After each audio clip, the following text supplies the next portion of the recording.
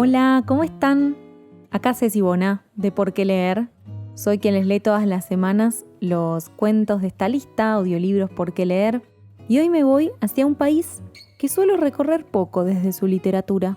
Y creo que es una mirada hasta crítica de por qué no circula literatura de algunos países de nuestro continente, de Latinoamérica, en las grandes ligas, como circula el resto de la literatura. En este caso hablo de La Casa del Cuadro, un cuento de la escritora paraguaya René Ferrer de Aréllaga, que está incluido en su antología La Seca y otros cuentos del año 1986. Durante los primeros meses de la pandemia, con Gianfranco Ereña, de El Buen Librero de Perú, desarrollamos un proyecto que se llamó Latinoamérica Lee, donde distintos lectores del continente se anotaban para participar de un concurso en el que presentaban y defendían un autor de su país. En ese caso era una autora. Y Carlos Torales, de Paraguay, trajo a René Ferrer de Aréllaga. Y es a ella que busqué cuando dije, qué poco de literatura paraguaya tengo leído. En La Casa del Cuadro los invito a dejarse llevar por la narración y a sumergirse en esta propuesta de literatura fantástica que la autora nos está invitando a habitar por un rato. Y después, por supuesto, los invito, si les gusta, a seguir buscando sobre ella. Pero primero vamos a la lectura, después la charlamos.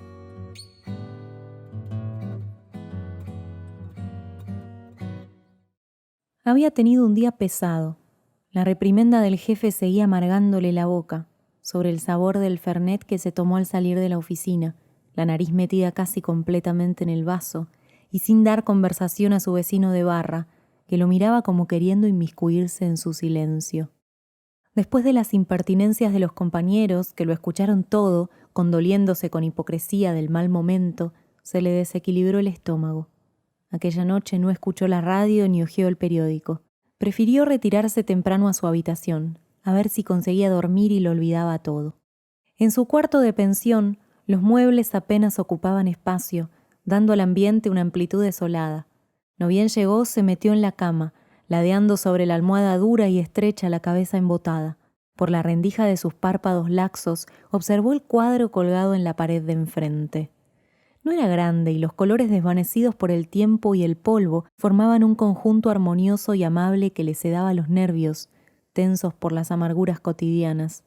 El marco, de un dorado viejo, contrastaba apenas con el amarillo desleído de la pared, integrándolo a ella como si fuera una ventana diminuta por donde se pudiera escapar de la invariable repetición de sus hábitos a ese vergel que el artista debió tener ante sus ojos cuando pintó la casa. No podía entender de dónde habría sacado ese cuadro la dueña de la pensión, cuya poca sensibilidad contrastaba con las amplias dimensiones de su cuerpo. Tal vez algún pensionista lo dejó en pago del alquiler atrasado y ella, por no perder totalmente el monto de la deuda, lo colgó en ese cuarto frente a la cama sin darle importancia. Ahora él lo tenía delante y lo miraba, atrapado por una sensación extraña. Le gustaba ese cuadro. Antes de entrar a trabajar como ordenanza solía ocupar su desempleo en recorrer museos, y algo aprendió entonces de pintura, pero no era la calidad aceptable de la obra lo que le atraía, sino la atmósfera de placidez que la rondaba, la cual parecía invadirlo a medida que se interesaba en los detalles. Las proporciones eran buenas, la profundidad adecuada, el claroscuro sugerente.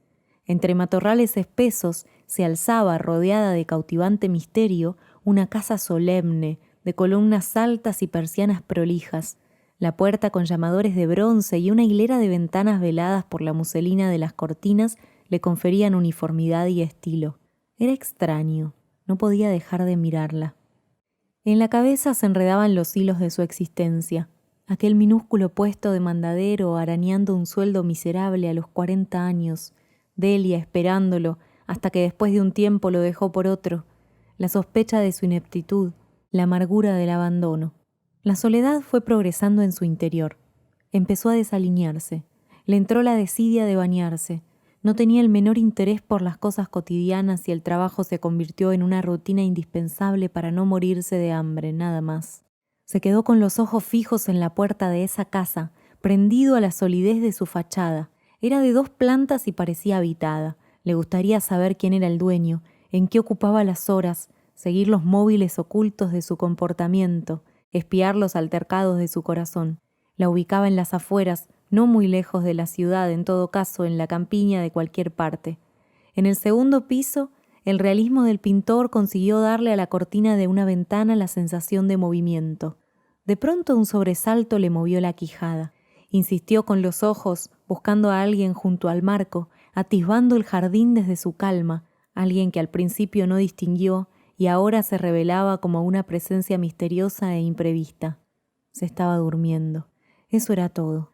Como de lejos le molestaron de nuevo los exabruptos del patrón. Su voz seca y atiplada, que daba ganas de oprimirle la garganta hasta estrangularlo para hacerla callar. El hombre se la tomaba con él cada mañana con la puntualidad de un desayuno. Lo disminuía hasta el ridículo o con ampulosos halagos lo hacía sentir un insecto. El halago es también una forma del desprecio. Sí, una forma del desprecio. La rabia le bloqueaba la respiración cuando se acordaba. Ciertamente se sentía un insecto minúsculo y vil.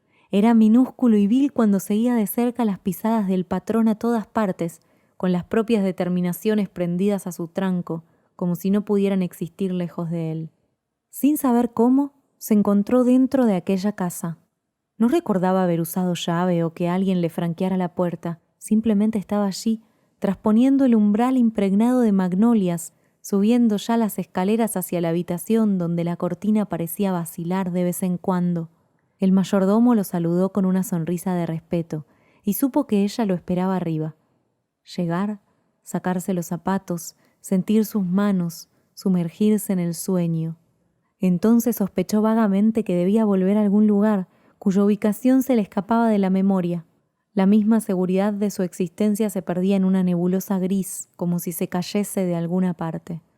A la mañana siguiente, cuando el sol seccionó la habitación con una franja de luz, se entretuvo mirando las partículas de polvo que se movían caprichosamente en el aire iluminado, revelándole un universo minúsculo que terminaba abruptamente donde se interrumpía la claridad.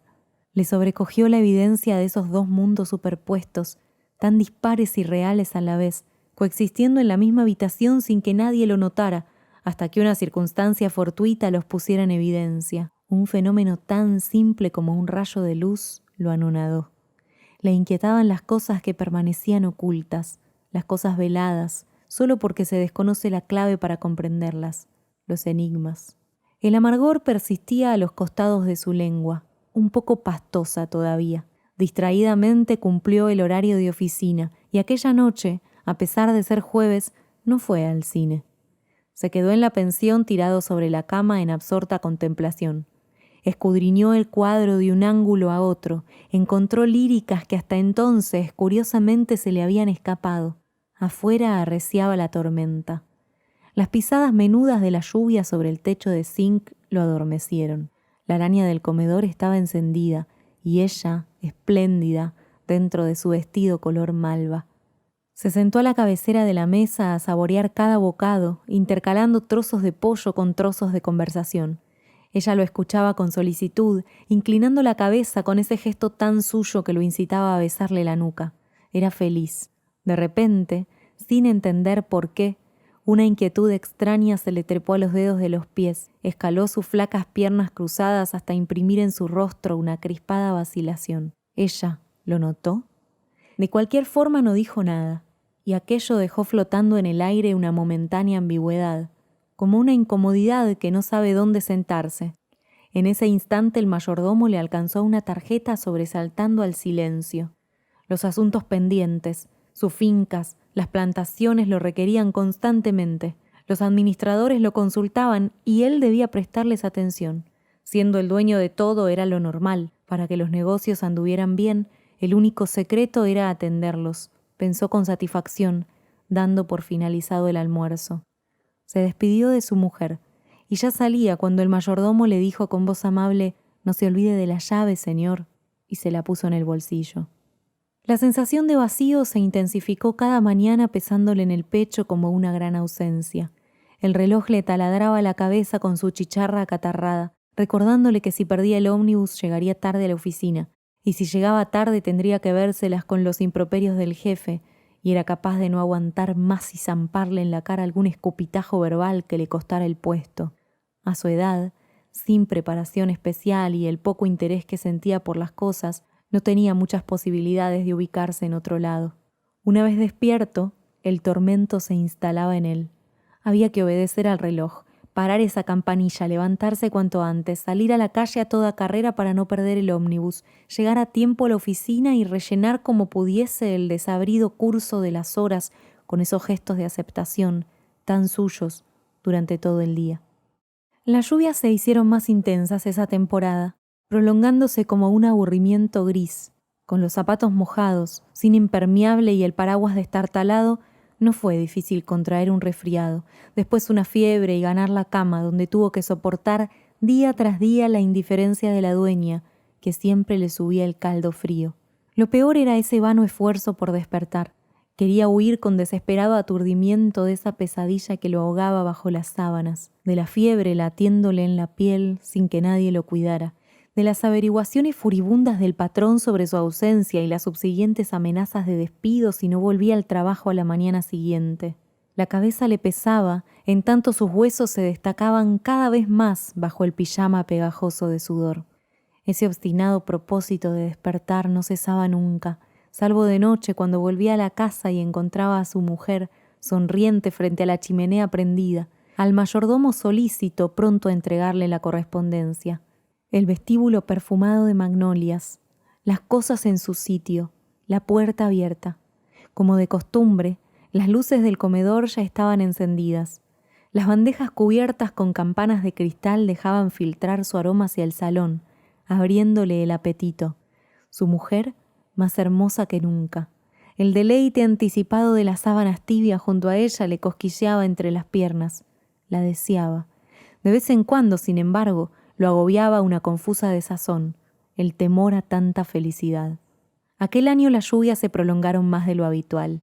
En la casa de pensión, el agua se coló por las goteras inundando los rincones del cuarto sin que nadie se ocupara en secar los charcos. El encierro prolongado vició el aire a su alrededor, intensificándole los espasmos de la fiebre.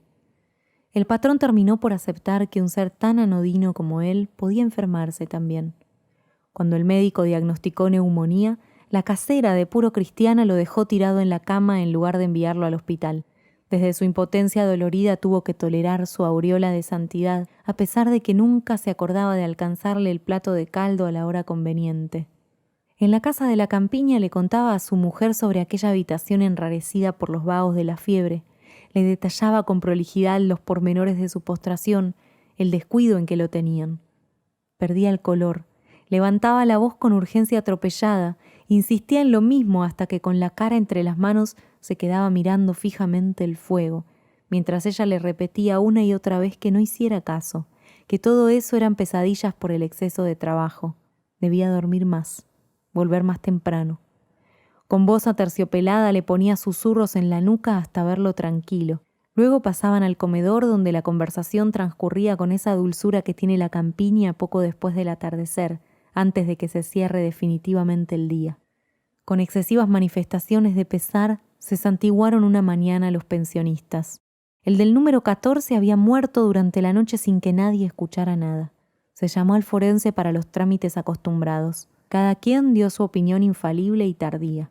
La dueña, autoritaria y llena de conocimientos, abrió la ventana para disipar los vapores de la enfermedad, los peligros del contagio. Todo había terminado, por fin, sin mayores contratiempos. El alivio deambulaba por el corredor. Cuando la claridad hizo patentes los contornos, los inquilinos notaron que el muerto apretaba una llave en la mano izquierda. Al principio pensaron, no sin cierta extrañeza, que sería de la habitación. Pronto se comprobó que esa llave no calzaba en ninguna de las puertas de la pensión. Ante la sugerencia de que fuese de la oficina, el patrón negó con despectiva superioridad la mera posibilidad de semejante circunstancia. En el cuadro colgado frente a la cama, las manchas de humedad habían arruinado la pintura, pero la casa seguía allí. A través de la puerta, que parecía abierta, las luces del salón estaban encendidas, pero eso nadie lo notó.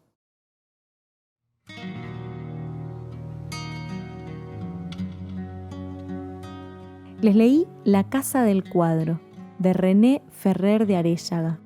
Este cuento está incluido en La Seca y otros cuentos, una antología de 1986. ¿Qué les pareció? ¿Se dieron cuenta enseguida de esta dualidad del personaje? Esta sensación de poder estar habitando un mundo completamente tranquilo, acogedor del otro lado del cuadro y de este lado estar viviendo todo lo contrario. Es muy interesante también el lenguaje poético que emplea la autora. A mí me gusta mucho analizar eso también como lectora, ¿no? Poder sentir que me están pintando un cuadro con palabras, creo que es un gran arte, un gran talento de quien escribe, pero sobre todo esta sensación de poder mostrarnos los hilos de la historia, cómo va tejiendo de un lado y del otro lo que le pasa a este personaje. Ojalá les haya gustado. Si es así, pueden y si no también, obvio, pueden contarme siempre lo que les pasa con los cuentos de la lista. Soy @porqueleerok en todas las redes sociales, Instagram, Twitter, Facebook, YouTube, TikTok. Pueden darle like al episodio, pueden ponerle una calificación de estrellas si están en Spotify. Todo suma para que se genere interacción y vengan más lectores a escuchar los cuentos. Y por otro lado, algo que también suma un montón es que aquellos que tengan ganas puedan convertirse en patrocinadores de Por qué leer. Que aporten su granito de arena, algo, lo que tengan ganas, lo que puedan, lo que esté a su alcance, me ayuda un montón porque así puedo seguir haciendo este proyecto más y mejor. En la descripción del episodio van a encontrarse un montón de links, pueden ir a Mercado Pago, PayPal, Patreon o incluso si quieren pueden pedirme mi alias de banco y también hacer una transferencia ínfima, enorme, lo que puedan, siempre ayuda un montón. Esto es todo, ojalá les haya gustado el episodio de hoy y como les digo siempre, les mando un abrazo muy fuerte, hasta la próxima lectura.